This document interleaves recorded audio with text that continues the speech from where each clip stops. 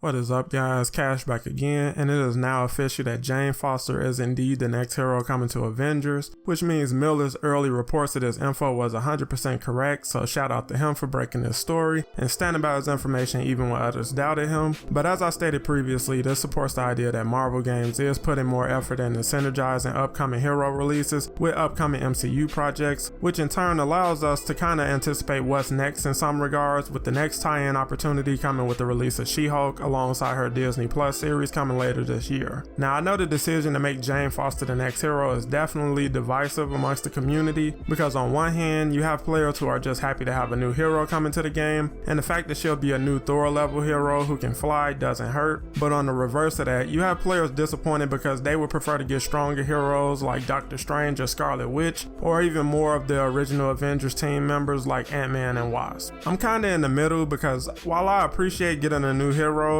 and I understand that she won't simply be a one-to-one copy of Thor, I also will admit the overall list of DLC heroes released so far, and even those we anticipate coming soon, are a bit perplexing given all the choices they could have gone with earlier, with choices like She-Hulk, Jane Foster, and Kate Bishop seeming to jump the line of more noteworthy Avengers like War Machine, Falcon, or the Vision. I'm definitely looking forward to her release, and I agree that some brand synergy is needed to capitalize on the ongoing success of the MCU, but it does seem like things are shifting course from what the developers originally said about wanting the game to be distinct from the MCU in terms of heroes and narrative. It looks like Jane will be a hero event similar to Spider-Man, meaning she won't come with any new missions or a villain, and she'll possibly just have a cutscene to introduce her and a comic style trailer, and that's about it. And with the next patch coming in May, that means Jane Foster won't arrive until possibly June or early July, which means we won't have any new content added to the game until the 6-month mark of the year, which is not a great look at all, and the first hero of the year will essentially be an Echo hero with no new mission content.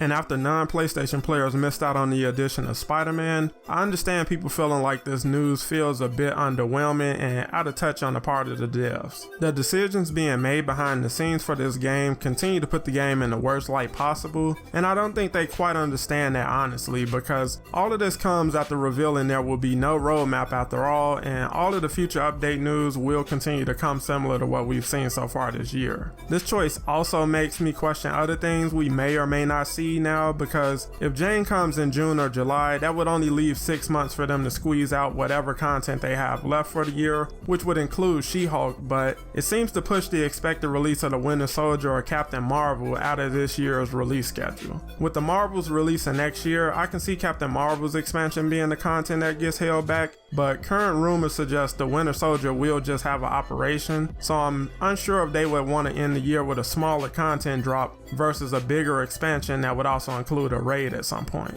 But for right now, all we know for sure is that we are getting a new hero soon, and that Miller's early reports of who that hero would be were indeed correct. But I definitely want to hear you guys' thoughts on this latest info. Are you good with Jane Foster's Mighty Thor being the next hero, or are you disappointed with the direction they chose to go? Let me know down below, and make sure to leave a like if you enjoyed the video, and subscribe to catch more Marvel's Avengers content every week. Thanks for watching, and I'll catch you on the next one.